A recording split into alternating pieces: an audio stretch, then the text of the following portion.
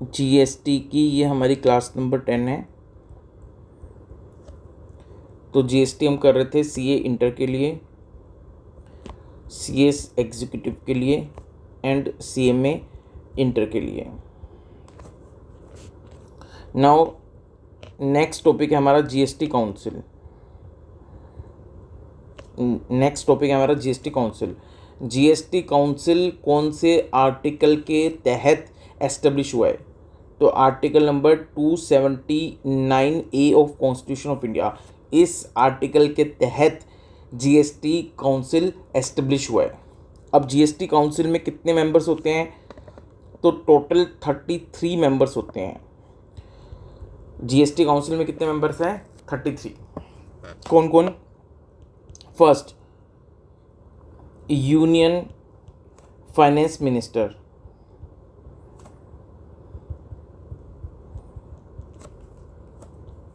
And union minister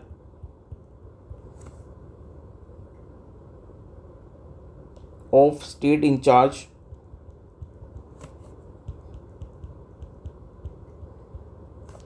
of revenue और finance. तो एक तो यूनियन फाइनेंस मिनिस्टर, ये जीएसटी काउंसिल के मेंबर हैं, और ये यूनियन फाइनेंस मिनिस्टर जो हैं ये जीएसटी काउंसिल के चेयरपर्सन भी हैं, चेयरपर्सन।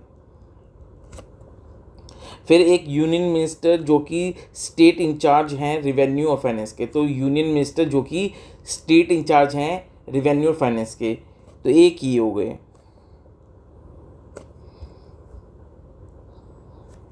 प्लस में जीएसटी के अकॉर्डिंग इंडिया में 31 स्टेट्स हैं, तो हर एक स्टेट की तरफ से जो मिनिस्टर इंचार्ज हैं, मिनिस्टर इंचार्ज ऑफ फाइनेंस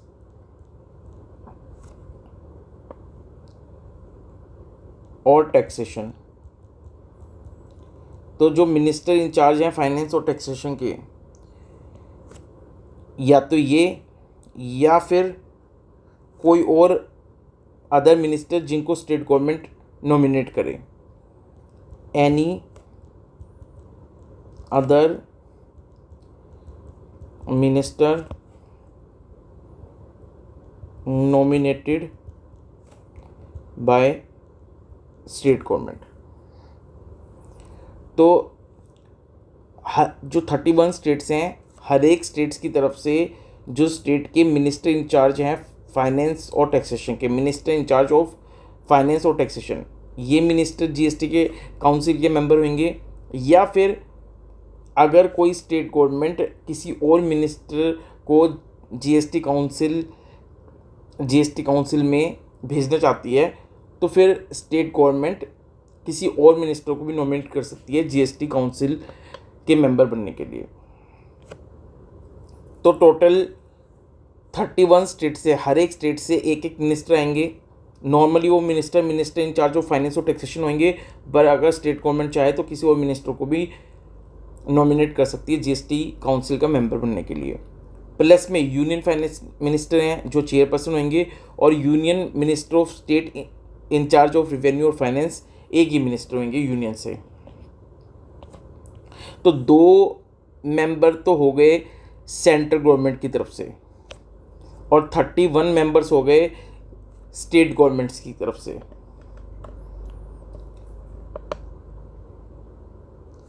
अब जो जीएसटी काउंसिल है, इनके क्या क्या फंक्शंस हैं?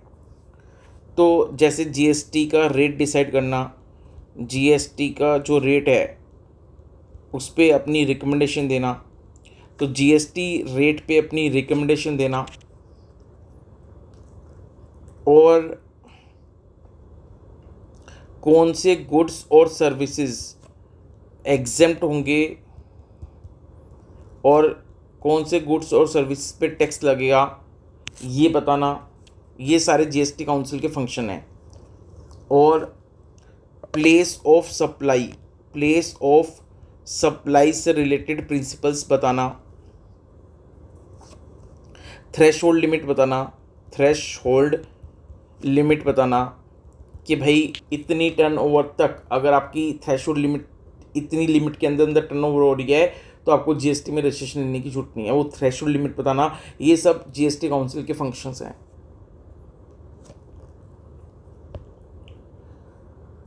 ऐसे और भी बहुत सारे फंक्शंस हैं जीएसटी काउंसिल के। नाउ अब जीएसटी काउंसिल में डिसीजन कैसे लिया जाता है? डिसीजन जैसे फॉर एग्जांपल जीएसटी काउंसिल ने एक डेट नोटिफाई करनी है और ये डेट नोटिफाई जब हो जाएगी तो उस दिन से जो 5 पेट्रोलियम प्रोडक्ट्स हैं उनके ऊपर भी जीएसटी लगने लग जाएगा। तो इस तरह से जीएसटी काउंसिल को डिफरेंट फंक्शंस परफॉर्म करने पड़ते हैं। अब जीएसटी काउंसिल में डिसीजन कैसे लिया जाता है? Decision of GST council. अब जीएसटी काउंसिल में कैसे डिसीजन होंगे? तो देखो भाई, जीएसटी काउंसिल में जितने भी मेंबर्स हैं उनमें से जो मेंबर्स प्रेजेंट हैं और वोट कर रहे हैं, तो जो मेंबर्स प्रेजेंट हैं और जो वोट कर रहे हैं, अगर जो प्रेजेंट हैं और जो वोटिंग भी कर रहे हैं, इनकी अगर वोट 75% और मोर, अगर ये इनकी वोट 75% और मोर रेजोल्यूशन के फेवर में आ जाती हैं तो यानी वो रेजोल्यूशन पास माना जाएगा। यानी जीएसटी काउंसिल में कोई रेजोल्यूशन पास करना है, अब कितनी वोट चाहिए उस रेजोल्यूशन को पास करने के लिए? तो जितने मेंबर्स प्रेजेंट हैं और वोटिंग भी कर रहे हैं उन सब की वोटिंग काउंट होएगी, और उनमें से अगर टोटल 75% और मोर वोट रेजोल्यूशन के फेवर में आ गई तो रेजोल्यूशन पास समझाया जाएगा। लेकिन इसमें जब ये वोटिंग होएगी तो सेंट्रल गवर्नमेंट की जो वोट की वेटेज होएगी,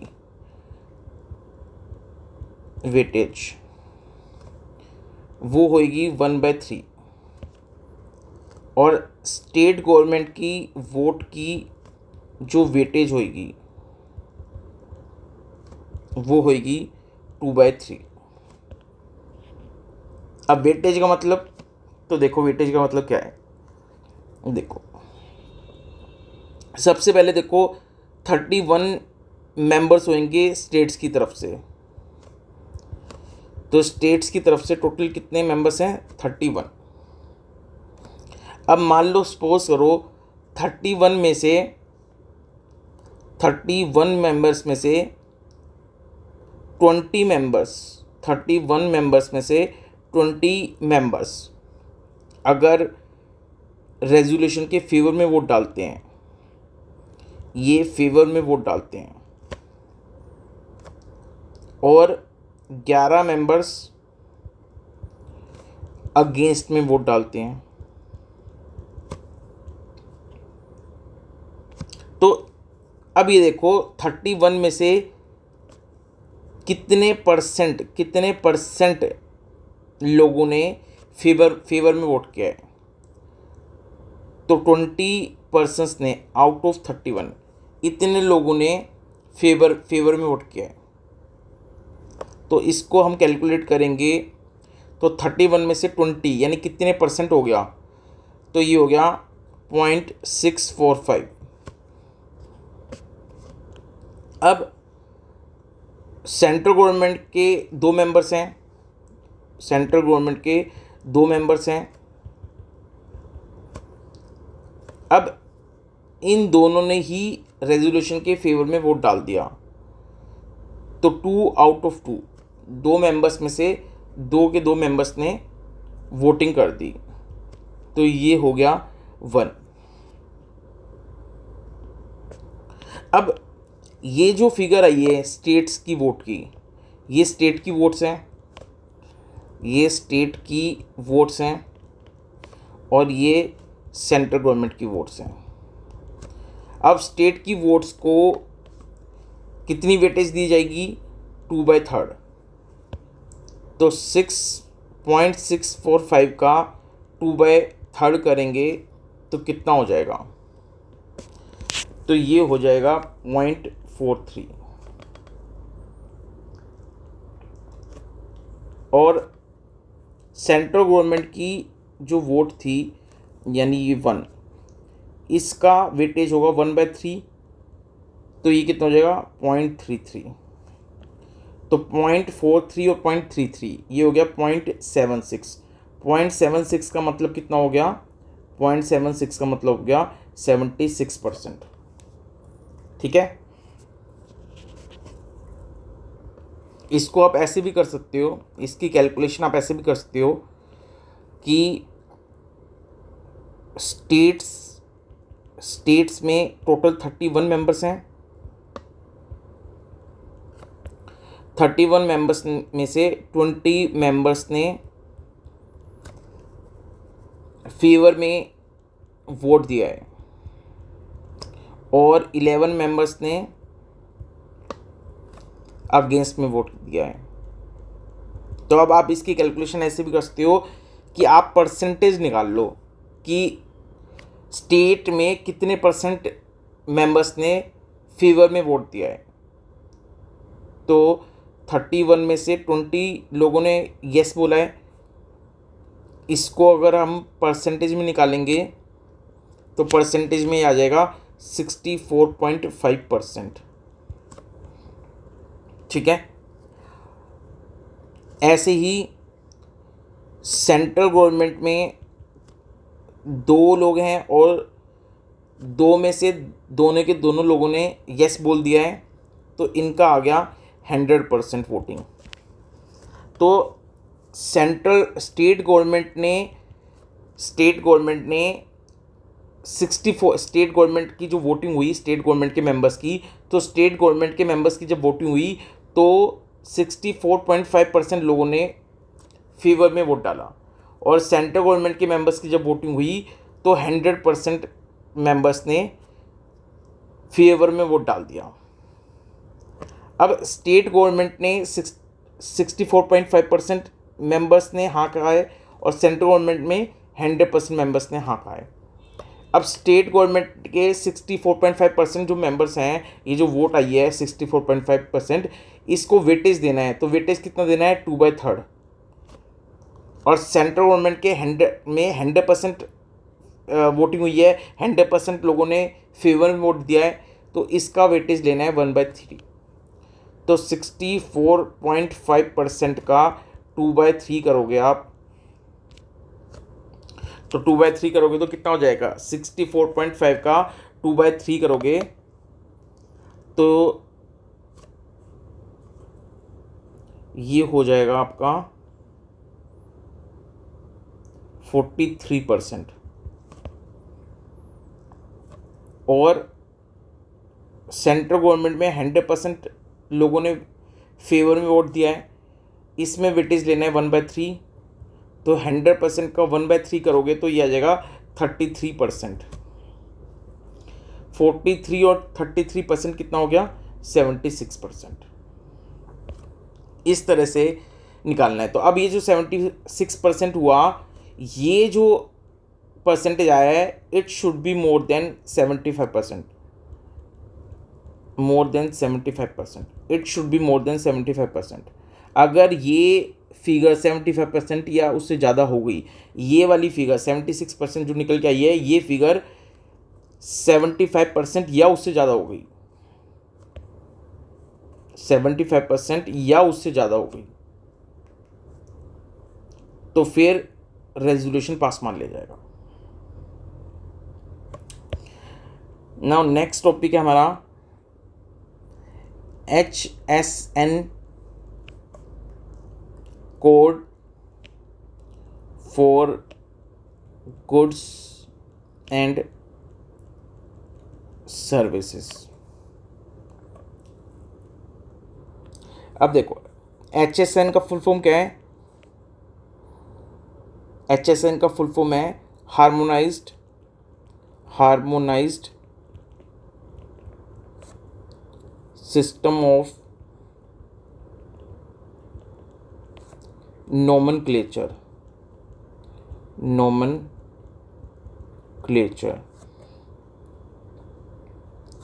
अब ये जो सिस्टम है, ये सिस्टम इंटरनेशनल मार्केट में चल रहा है, इंटरनेशनल मार्केट में चल रहा है।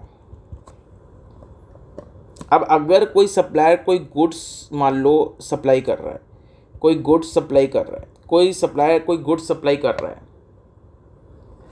तो इसके ऊपर कितना जीएसटी का रेट लगेगा, इसके ऊपर कितना जीएसटी का रेट लगेगा, इसके लिए चेक करना पड़ेगा कि ये गुड्स जो है ये कौन से, इसका HSN कोड क्या है। ये गुड्स जिस HSN कोड के अंदर आएगा, ये गुड्स जिस HSN कोड के अंदर आएगा, उस HSN कोड के हिसाब से जीएसटी का रेट लगेगा, तो जब कोई सप्लायर गुड्स सप्लाई कर रहा है तो उसको ये चेक करना है कि वो जो गुड्स सप्लाई कर रहा है वो किस HSN कोड के अंदर फॉल हो रहा है। उसके अकॉर्डिंग ही पता लगेगा कि उस गुड्स पे कितना जीएसटी का रेट है। अब ये जो HSN कोड होता है ये 8 डिजिट का कोड होता है, 8 डिजिट कोड होता है। अब HSN कोड क्यों रखा गया? देखो HSN कोड क्यों रखा गया, इसलिए रखा गया क्योंकि मान लो सपोज करो यहाँ पे कोई सप्लायर है, मान लो।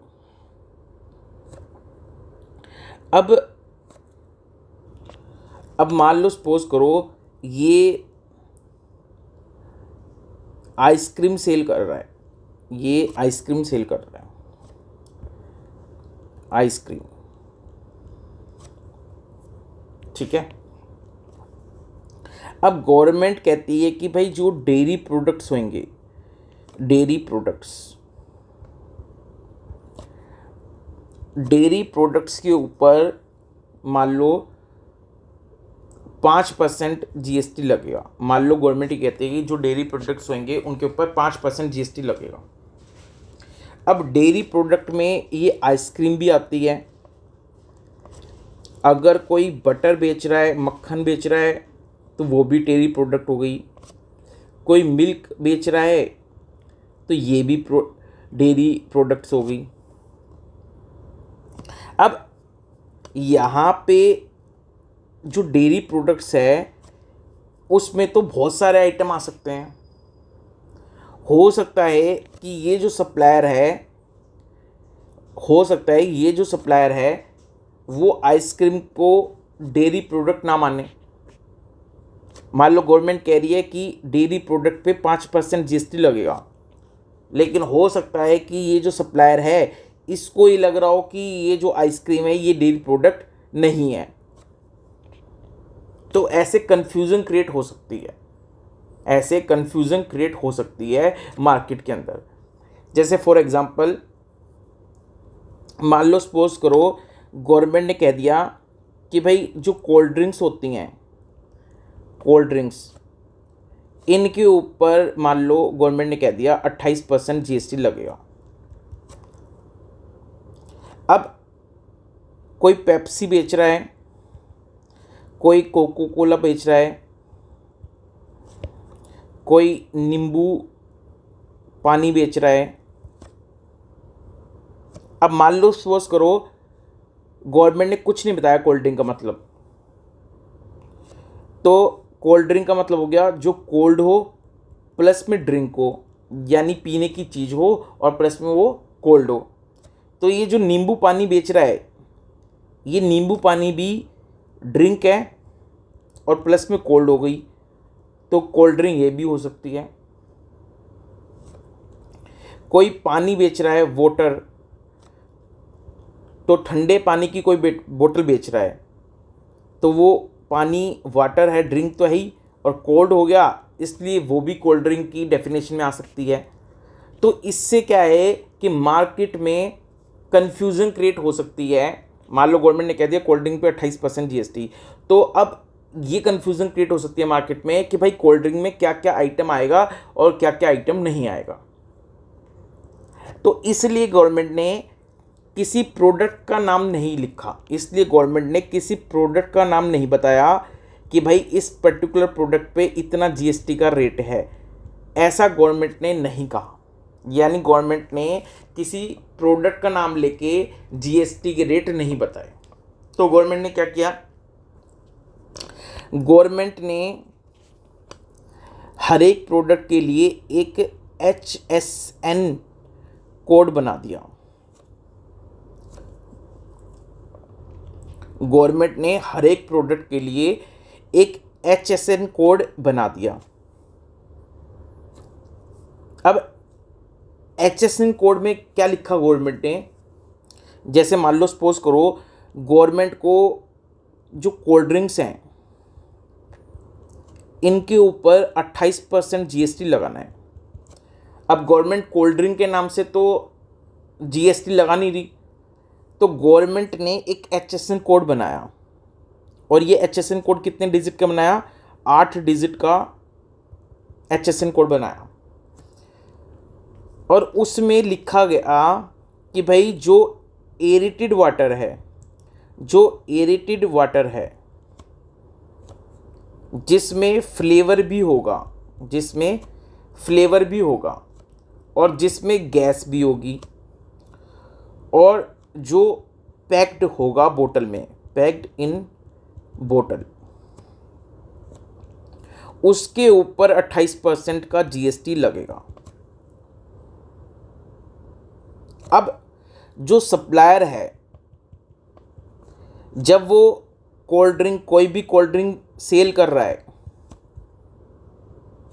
तो वो यहाँ से चेक कर लेगा कि भाई वो जो कोल्ड ड्रिंक, मान लो कोई पेप्सी बेच रहा है, तो वो देख लेगा कि भाई पेप्सी मतलब एरेटेड वाटर है और उसमें फ्लेवर भी है पेप्सी में, और उसमें गैस भी है पेप्सी में, और वो बोतल में भी पैक है। तो ये समझ जाएगा डिस्क्रिप्शन से कि HSN कोड में ये जो डिस्क्रिप्शन दी हुई है, ये समझ जाएगा कि मेरा जो प्रोडक्ट है पेप्सी वो इस HSN कोड के अंदर आता है।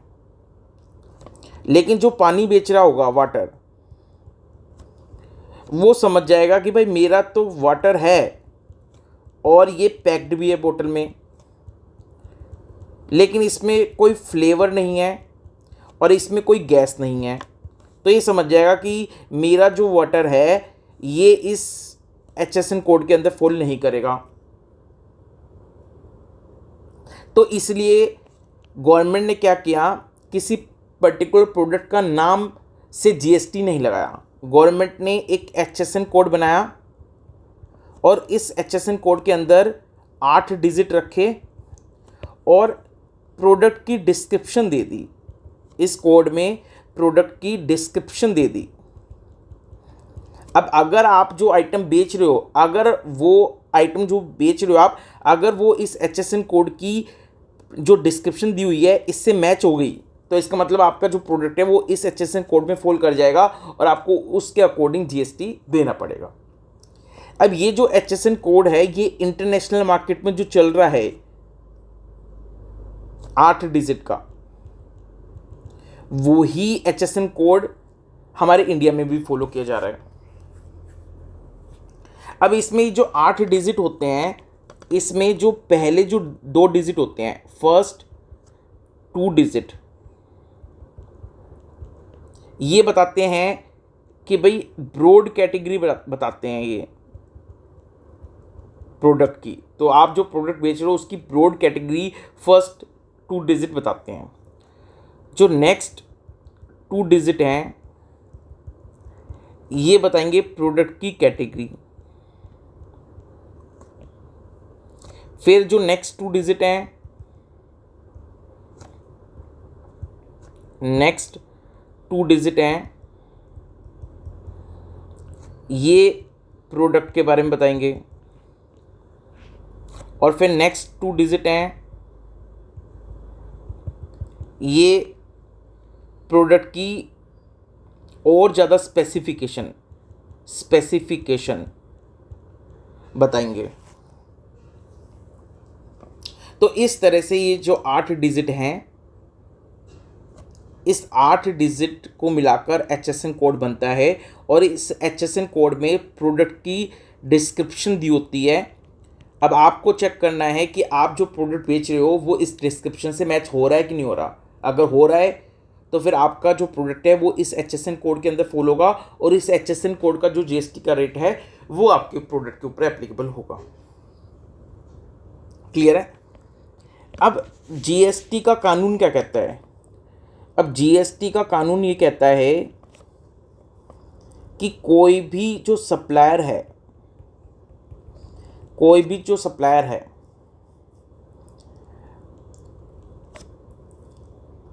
जो भी सप्लायर है, अगर उसका टर्नओवर 5 करोड़ या उससे कम है, अगर कोई भी सप्लायर है जिसका टर्नओवर 5 करोड़ है या उससे कम है, 5 करोड़ से ज़्यादा नहीं है, तो जो फर्स्ट 4 डिजिट हैं HSN कोड के, वो ये अपने इनवॉइस पे मेंशन करेगा। क्लियर है? लेकिन ये इस सप्लायर को जिसकी टर्नओवर 5 करोड़ या उससे कम है, ये अपने इनवॉइस पे पहले 4 डिजिट HSN कोड के मेंशन करेगा। लेकिन ये कब करने हैं इसको? अगर ये बिजनेस टू बिजनेस सप्लाई हो रहा है, तब यानी जो सप्लायर है ये भी GST में रजिस्टर्ड है, और जिसको माल दिया जा रहा है रिसिपिएंट, ये भी GST में रजिस्टर्ड है। तो एक रजिस्टर्ड सप्लायर अगर एक रजिस्टर्ड रिसिपिएंट को माल सप्लाई कर रहा है तो इसको बोलेंगे हम बिजनेस टू बिजनेस सप्लाई। अगर बिजनेस टू बिजनेस सप्लाई हो रही है, किस केस में? अगर सप्लायर की टर्नओवर 5 करोड़ या उससे कम है, और ये सप्लायर जिसकी टर्नओवर 5 करोड़ या उससे कम है, अगर ये बिजनेस टू बिजनेस सप्लाई कर रहा है, यानी ये खुद भी रजिस्टर्ड है GST में और सामने वाला भी रजिस्टर्ड है GST में, तो इसको अपने इनवॉइस में जो पहले 4 डिजिट है HSN कोड के वो मेंशन करने पड़ेंगे। लेकिन अगर ये बिजनेस टू कस्टमर सप्लाई कर रहा है और इसकी टर्नओवर वही 5 करोड़ या उससे कम है, तो ये चाहे तो जो 4 डिजिट हैं, 4 डिजिट हैं HSN कोड के, वो चाहे तो मेंशन कर सकता है और चाहे तो नहीं कर सकता। ये इसके लिए क्या है? ऑप्शनल।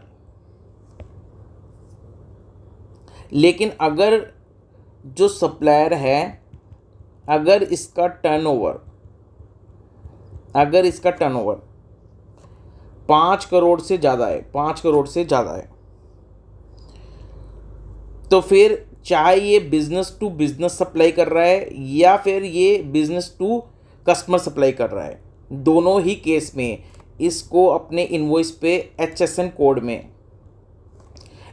कोड के जो शुरू के 6 डिजिट हैं वो मेंशन करने पड़ेंगे। क्लियर है?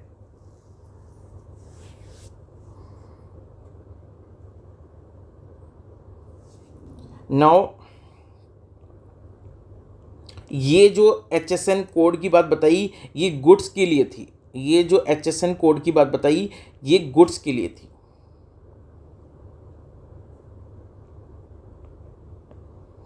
अब देखो,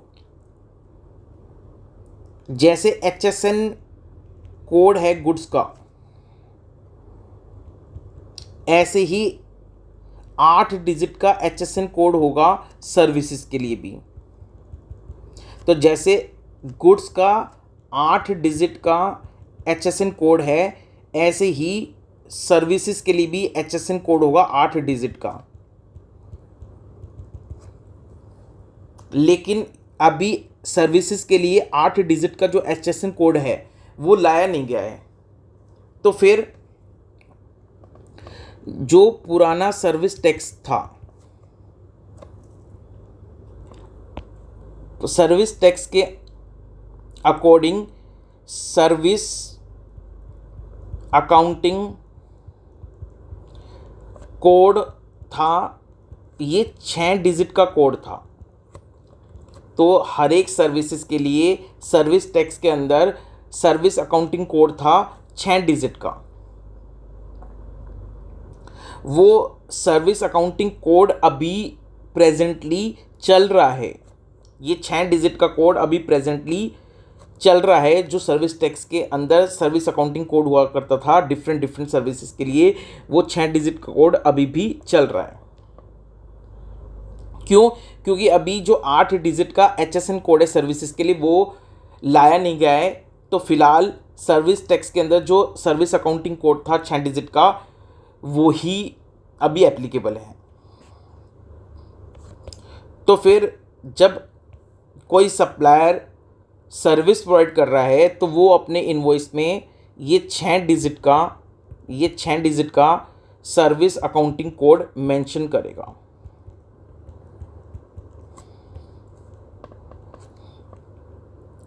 ठीक है। तो अब जब ये 6 डिजिट का जो सप्लायर है सर्विस का, जो सर्विस प्रोवाइड कर रहा है, वो जब ये 6 डिजिट का SSC कोड मेंशन करेगा तो होगा तो ये 6 डिजिट का SSC कोड। लेकिन जो सप्लायर है जो सर्विस प्रोवाइड कर रहा है वो अपने इनवॉइस में क्या लिखता है? वो अपने इनवॉइस में लिखता है इसको HSN कोड। HSN कोड है ये SSC कोड, लेकिन इनवॉइस में इसको क्या लिखा जाता है? HSN कोड लिखा जाता है। क्लियर है? तो ये था GST का क्लास नंबर 10, जिसमें हमने GST काउंसिल और HSN कोड और SAC कोड के बारे में देखा। तो ये था हमारा GST का क्लास नंबर 10।